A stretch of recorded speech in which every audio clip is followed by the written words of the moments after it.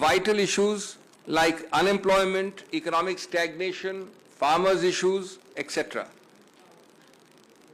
Now friends, चूंकि जैसा मैंने कहा, मैंने इसकी दलील की थी उच्च न्यायालय में और उच्चतम न्यायालय में, तो मैं कोई ज़्यादा वैल्यू जजमेंट बिना दिए आपको संक्षिप्त में बताना चाहता हूं कि कितना अजीबोगरीब ये संदर्भ था, जिसमें एक 100 वर्ष से ज़्यादा, 125 वर्ष से ज़्यादा पुरानी राजनीतिक पार्टी के पूर्व अध्यक्ष को दुनिया के सबसे बड़े गणतंत्र से एक प्रकार से इफेक्टिवली, जब तक कि वो कन्विक्शन एक्विटल न बने, निष्कासित कर दिया था राजनीतिक जीवन से, जहां तक संसद का राजनीतिक जीवन का सवाल है। और मैं उसी रूप में आपके सामने वो 6-7 मुद्दे संक्षिप्त में बिंदु के हिसाब से वर्णित करूंगा, जिसके आधार पर आज दलील हुई और जिसके आधार पर हम समझते हैं कि कानून में माकूल स्टे ऑफ कन्विक्शन मिला। नंबर 1, आज तक आप लोगों ने नहीं देखा होगा, लिखित है, जिन लोगों को इंटरेस्ट है वो पृष्ठ 326 में देख सकते हैं, कि लोग कहते हैं कि साहब ये समुदाय जिसका पूरे समुदाय का मानहानि अपमान हुआ है वो 13 करोड़ का समुदाय है, और उस 13 करोड़ में दूसरा वाक्य कहता है कि कम से कम 10 कास्ट और सब कास्ट हैं, उसकी सूची दे रखी है, और तीसरा वाक्य कहता है कि ये सब कास्ट और सब कास्ट समान नहीं है।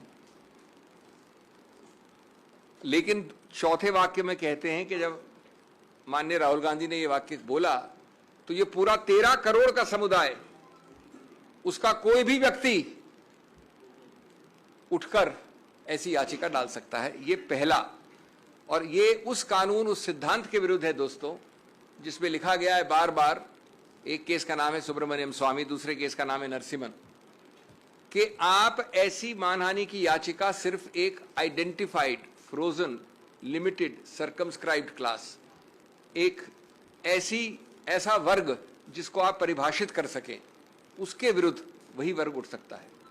दैट इज, हमने पहला मुद्दा उठाया। दूसरा मुद्दा, माननीय उच्च न्यायालय ने एक बड़ा अजीबोगरीब वाक्य दिया है, पूरा एक पैराग्राफ इसके ऊपर लिखा है, जो ये दोनों चीजें आज तक नहीं हुई, 13 करोड़ वाली भी और जो अब मैं बोलने जा रहा हूं। कहा है कि भाई ये मॉरल टर्पिट्यूड भी है, अत्यंत गंभीर है, अत्यंत भर्त्सना योग्य ऑफेंस है।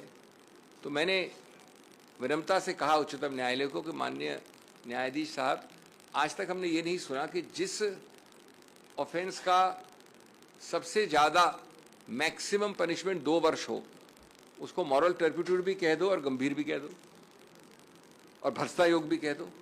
फिर हमने बताया कि इस पूरे आईपीसी में, जिसमें के सैकड़ों ऑफेंसेस हैं, उनमें 22 ऐसे प्रावधान हैं, जिसमें सिर्फ 22 जिसमें सिंपल इम्प्रिजनमेंट है।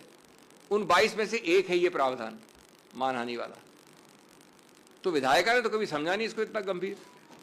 आप जो याचक हैं, कंप्लेनेंट है, उन्होंने बहुत ज्यादा गंभीर बोल दिया और उसके ऊपर उच्च न्यायालय ने लिख दिया।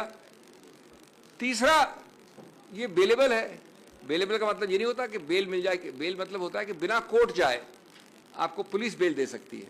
ये सिर्फ कम जघन्य अपराधों के लिए ऐसा प्रावधान होता है। नंबर 4, नॉन कॉग्निजेबल है। जैसा आप जानते हैं कि थोड़ा भी ज्यादा अगर गंभीर या जघन्य अपराध है तो पुलिस अफसर बिना वारंट के आपको गिरफ्तार कर सकता है। नॉन कॉग्निजेबल मतलब होता है वो अपराध जो कम जघन्य हैं, कम गंभीर हैं, उसमें आपको वारंट चाहिए, आप जाके किसी को पकड़ नहीं सकते। और उसके ऊपर कंपाउंडेबल 2 तरह के होते हैं। एक होता है कि अगर हमारा झगड़ा हुआ तो हमने प्राइवेटली कंपाउंड कर लिया, 2 निजी रूप से इंडिविजुअल ने, स्टेट नहीं आता उसमें कहीं। दूसरा होता है कि आपको स्टेट की अनुमति चाहिए, स्टेट वाले ज्यादा जघन्य, ज्यादा गंभीर अपराध होते हैं। तो ये अपराध कंपाउंडेबल है 2 निजी व्यक्ति विशेष के बीच में। तो हमने पूछा कि आज तक कभी नहीं हुआ कि आपने जघन्य भी बोल दिया, भर्त्सना योग्य भी बोल दिया और गंभीर भी बोल दिया, एक ऐसी चीज के बारे में जो बेलेबल है, नॉन कॉग्निजेबल है, कंपाउंडेबल है, 2 वर्ष का है, सिंपल इम्प्रिजनमेंट है। तीसरा, 13 करोड़ का समुदाय मानहानि कोई एक व्यक्ति कर सकता है। ये कानून उच्च न्यायालय ने बताया आपको, हमको सिखाया है नया। कोई अमुक व्यक्ति केरला से कश्मीर असम से गुजरात। लेकिन साथ साथ ये पूछा आपने, हमारी चार्ट में 13 ऐसे केसेस हैं। ऐसा कैसे हुआ भैया कि सभी के सभी 13 केसेस, उस 13 करोड़ के समुदाय में से जो 13 केसेस फाइल हुए वो सभी भाजपा के कार्यकर्ताओं ने किए? ये अजीब सा समुदाय है जिसमें सिर्फ भाजपा के कार्यकर्ता ही जगते हैं कंप्लेनेंट के रूप में। ये हमारा तीसरा बिंदु था। चौथा बिंदु था कि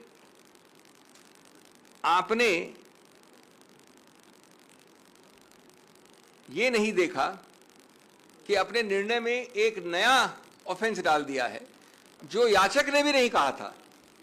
एक प्रावधान है 171G representation of peoples act में, उसमें यह है कि अगर दो कैंडिडेट जो इलेक्शन लड़ रहे हैं वो एक दूसरे को किसी रूप से गंदे शब्दों का इस्तेमाल करते हैं तो ये लिख दिया है माननीय उच्च न्यायालय ने। लेकिन 171G तो न याचक का केस था न हमारा केस था, किसी ने रेज ही नहीं किया था। उसको पूरा ऑफेंस करके माननीय राहुल गांधी जी को दंडित भी कर दिया उस पैराग्राफ में। हमने ये सब बताया कि इससे मालूम होता है कि उच्च न्यायालय का निर्णय एक बिल्कुल गलत, विकृत इत्यादि निर्णय है और इसलिए इसको तुरंत स्टे करना चाहिए। इसके अलावा हमने कई और चीज़ें दी हैं जिनको मैं आपको तकनीकी रूप से नहीं बताऊंगा, सिवाय इसके कि जो मूल वाक्य है जो कि 3 पृष्ठ की राजनीतिक स्पीच में कोलार में 1.5 वाक्य या 3 लाइन का वाक्य बनता है, उसको सिद्ध करने के लिए जो एविडेंस एक्ट में एक सर्टिफिकेट चाहिए वो आज तक किसी ने उपलब्ध नहीं करवाया। तो प्राथमिक रूप से ट्रायल कोर्ट ने कन्विक्ट कर दिया श्री राहुल गांधी को, लेकिन स्पीच अभी तक कानूनी रूप से सिद्ध नहीं हुई है।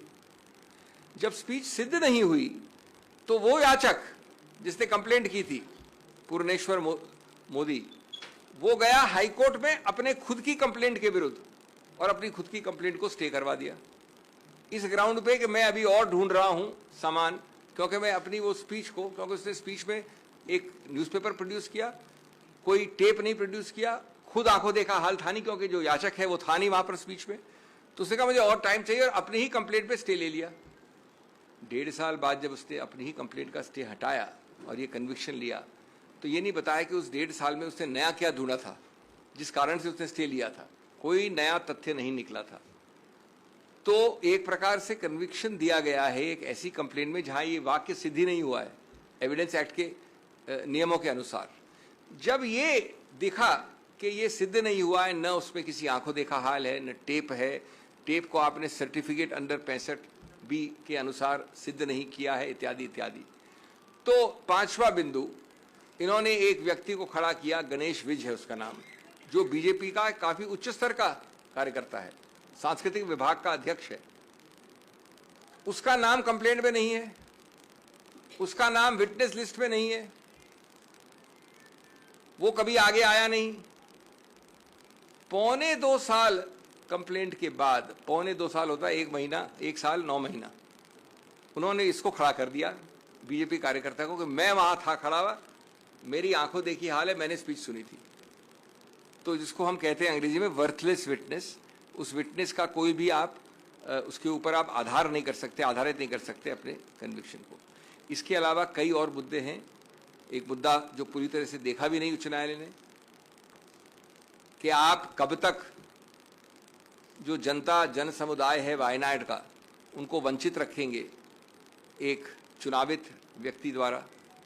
ये कानून में एक मुद्दा है, मैं सिर्फ राजनीति की बात नहीं कर रहा हूं, कानून में ये अहम मुद्दा माना जाता है कि क्यों आप कन्विक्शन स्टे करें। 7वां मुद्दा जिस पे बहुत अहमियत दी है, जो ऑर्डर भी आप पढ़ेंगे शाम को, जो ऑर्डर आएगा, तो हमने बहस की थी कि अगर 11 महीने 1 साल 11 महीने और 29 दिन का दंड होता तो पर्याप्त नहीं होता इस डिस्क्वालिफिकेशन के लिए। यह आवश्यक है कि 2 साल का हो, नहीं तो डिस्क्वालिफिकेशन लागू नहीं होता। अब रोचक बात यह है कि 2 साल इस दंड के लिए मैक्सिमम है, और आज तक जिन लोगों को इसका अनुभव है वो जानते हैं कि 2 साल का कभी भी दंड जो मैक्सिमम पनिशमेंट होता है नहीं दिया गया है। लेकिन उसको छोड़िए, अगर आपको मैक्सिमम पनिशमेंट देना है दंड, तो जो आप सेंटेंसिंग की कार्रवाई कन्विक्शन की कार्रवाई से अलग होती है। मैं पहले कन्विक्ट कर दूंगा आपको, उसके बाद मेरे को अलग एक सुनवाई करनी होती है सेंटेंसिंग में। तो माननीय जज ने कहीं ये कोई कारण नहीं दिया, कोई औचित्य नहीं बताया कि क्यों हमने आपको 2 वर्ष का मैक्सिमम अधिकतम दंड दिया है। अगर उन्होंने कोई कारण नहीं बताया, 15 मिनट में सेंटेंसिंग, राहुल गांधी जी गए थे कोर्ट, तो अगर आप कारण नहीं बताओगे तो उसका आधार नहीं होगा, तो 2 वर्ष कैसे आपने लागू किए एक साथ। 8वां, उन्होंने कहा कि ये तो हैबिचुअल ऑफेंडर है। हमने चार्ट दिखाई, 13 केसेस में एक में भी कन्विक्ट नहीं हुए राहुल गांधी जी, एक में भी। सबके सब 13 केसेस बीजेपी कार्यकर्ताओं द्वारा हैं। मैं आपको एक केस कार्यकर्ता द्वारा फाइल करके मैं कह दूंगा कन्विक्ट हो आप। एक 14वां केस है जिसपे कन्विक्ट नहीं हुए, राफेल का कंटेम्प्ट है, जहां मैं पेश हुआ था, वहां पर अपॉलॉजी मान्य है, वहां भी कन्विक्ट नहीं हुए। और वो राफेल वाला वक्तव्य 14 नवंबर 2019 का है। ये वक्तव्य जो कोलार में हुआ वो 14 अप्रैल 2019 का, 8 महीने पहले का है। तो आप कोलार के लिए कन्विक्ट नहीं कर सकते ऐसे वाक्य के आधार पे जो 8 महीने बाद हुआ। इस प्रकार के मैं आपको कई और मुद्दे दे सकता हूं। इसका मूल उद्देश्य क्या है? मूल उद्देश्य है ये बताना कि ये कन्विक्शन हमारा पूरा विश्वास और आशा है, हमारा हौसला है कि निकट भविष्य में ये कन्विक्शन एक्विटल में बदल जाएगा। अपील इसकी चल रही है, कन्विक्शन की बात कर रहा हूं। तब तक, जब तक ये चलती है, तब तक आप किसी व्यक्ति को डिस्क्वालिफिकेशन के आधार पर निष्कासित कैसे रख सकते हो, उनका स्थान रिक्त कैसे रख सकते हो, उनको जितने लोगों ने, आप जानते कितने लाख लोगों ने उनको चुनावित किया, उनको आप वंचित कैसे रख सकते हो इस पद से। और इसलिए बैलेंस ऑफ कन्वीनियंस चाहती है कि ऐसे केस में आपको स्टे करना चाहिए। हमारी दलील मान के उन्होंने स्टे किया। अब अंतिम बात हिंदी में, अगर ज़रूरत होगी तो मैं संक्षेप में अंग्रेजी में बोल सकता हूँ। उसमें ऑर्डर जो शाम को आएगा उसमें उन्होंने 2 लाइन जरूर कही हैं कि अगर श्री राहुल गांधी को जो उच्चतम न्यायालय का आदेश है उसका आभास होता तो शायद वो और रिस्ट्रेंट रखते। इसमें मैं आपको 2-3 चीज़ें विनम्रता से कहना चाहूँगा।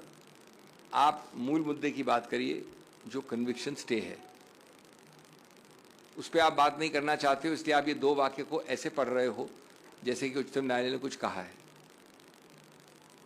मूल मुद्दा है कि आपने स्टे करना है कि नहीं कन्विक्शन को, और वो स्टे हो गया है। दूसरा जो ये जिक्र है इसका, उसमें ये लिखा है कि अगर ये राफेल वाला ऑर्डर पहले आया होता, ये तो हम दोनों की बात, मानी हुई बात है कि राफेल का ऑर्डर 8 महीने बाद आया था, तो इसलिए उसका कोई लागू होने का सवाल नहीं उठता। बार बार निचले कोर्ट्स में भी ये प्रयत्न किया गया, सीधे या परोक्ष रूप से, कि श्री राहुल गांधी माफ़ी मांगे। आज की बात नहीं कर रहा हूँ मैं, निचले कोर्ट्स की बात कर रहा हूँ। क्यों? क्योंकि आपको उस पर राजनीतिक नंबर बनाने थे, आपको विकृत करना था, आपको पक्ष एक ऐसा रखना था कोर्ट के जनता के सामने जो गलत है। श्री राहुल गांधी ने बार बार कहा है कि वो सिद्धांत पे लड़े हैं। उनका बिल्कुल कोई रूप से ये इरादा नहीं था। इरादा वाला हमारा एक 8वां पॉइंट था कि जो प्रावधान है 499, उसमें इरादा चाहिए, बद इरादा चाहिए, गलत इंटेंट चाहिए। और इसमें एक बड़ा रोचक वाक्य है एविडेंस वाले का कि मुझे राहुल गांधी के बद इरादे के बारे में कोई ज्ञान नहीं है, कोई संज्ञान नहीं है, ये लिखा है उन्होंने, कंप्लेनेंट ने। तो हमने ये कहा कि जब ये है सिचुएशन तो आपको किसी रूप से ये कन्विक्शन स्टैंड नहीं होना चाहिए। हमारी दलील मानी गई, पूरी तरह से बहस दूसरी तरफ से भी हुई थी, इसलिए ये बहुत ही संतुलित ऑर्डर है। जैसा मैंने कहा, ये विजय है लोकतंत्र गणतंत्र की, लोगों की, सिद्धांतों की, संविधान की और कानून की। बहुत बहुत धन्यवाद। शुक्रिया अभिषेक जी। सुप्रीम कोर्ट के आदेश के बाद